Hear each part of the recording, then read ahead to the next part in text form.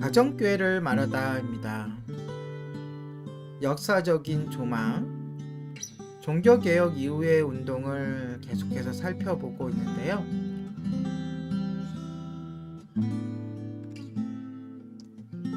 오늘 두 인물에 대해 살펴봄으로써 이 단락을 마무리할까 합니다.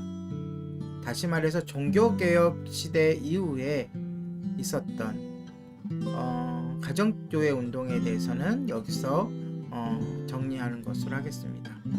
먼저 필립 야콥 스페너입니다.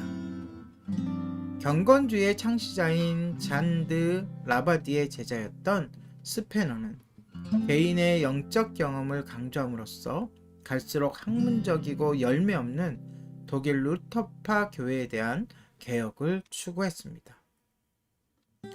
그의 주요 전략은 주일 예배를 보충하여 만인 제사장 원리를 실행하는 일명 경건 모임이라고 불리는 소그룹 가정 모임을 갖는 것이었습니다.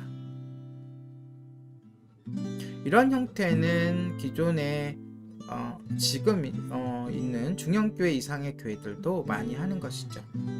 이 가정 모임을 갖기 위해서 구역이라든지 셀이라든지 그런 모임들을 갖게 되죠. 다시 말해서 주일 예배의 보조제로서 가정 모임을 갖는 것입니다. 목사나 교수들은 이런 모임에 참여하여 제자 훈련과 경건에 초점을 맞춰 봉사했습니다. 그의 이런 운동에는 많은 이가 호응했습니다. 스페너는 기존 교회를 자극하길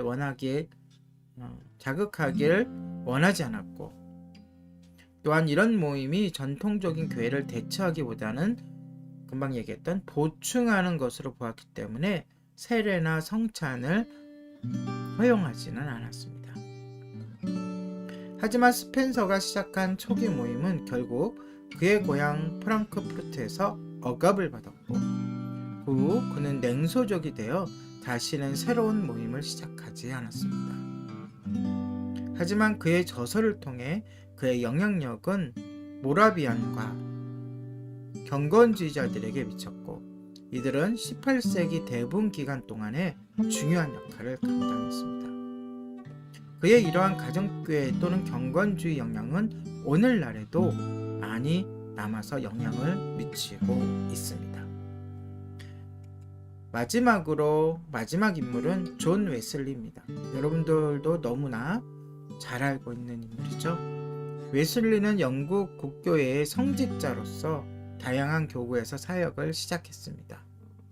몇 년 후에 그는 옥스포드로 돌아왔고, 상호 책임, 기도, 성경 공부, 성찬, 그리고 구제 사역을 위해 형제인 찰스와 친구인 조지 휘필드와 함께 작은 모임을 시작했습니다.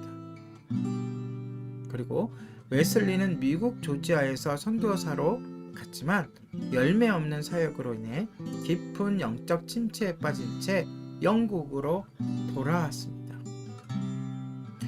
그 후 영적으로 충만케 되는 내적 체험을 하면서 웨슬리는 야외 설교를 시작했습니다. 이렇게 영적 충만한 내적 체험을 하는 데 있어서 큰 영향을 주었던 것은 그가 미국으로 건너갈 때에 폭풍을 만나서 방금 직전에 이야기했던 모라비안 교도들의 찬양하는 모습, 그 모습이 지금껏 그의 머릿속에 남아서 영적 충만의 경험을 촉발시키는 그러한 연결고리가 있는 것이죠. 당시 사람들은 이러한 방법, 즉 야외 설교 방법을 별로 좋아하지 않았습니다.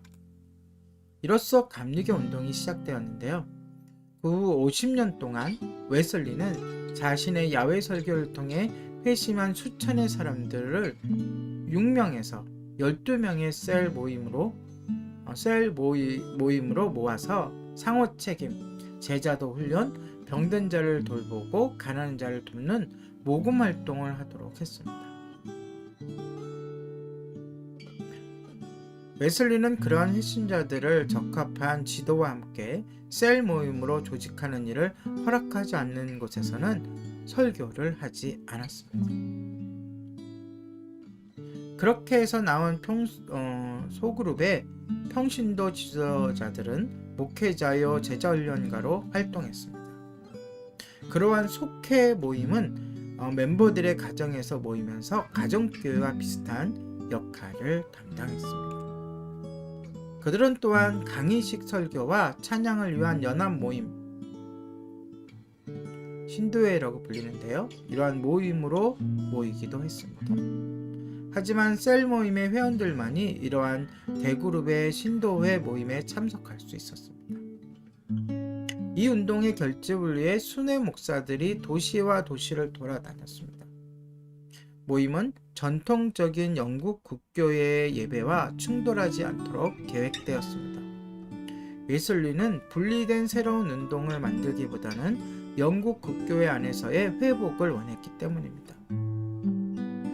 1791년 존 웨슬리가 죽었을 때 영국과 미국의 감리교 운동은 대략 10,000개의 가정셀 모임과 10만 명이 넘는 사람들로 불어났습니다. 이렇게 해서 여러 운동을 우리가 살펴보았고 여러 인물과 또 여러 그룹을 살펴보았습니다. 이 중에서는 극단에 치닫는 위험한 모습을 보이는 그룹 경우도 있었고, 또한 그 개신교 안에 내부적인 운동으로 이렇게 일을 진행했던 모습도 볼 수 있었고, 또 초대교회 모습으로 돌아가고자 애썼던 발버둥 치던 그러한 모습들도 보게 되었습니다.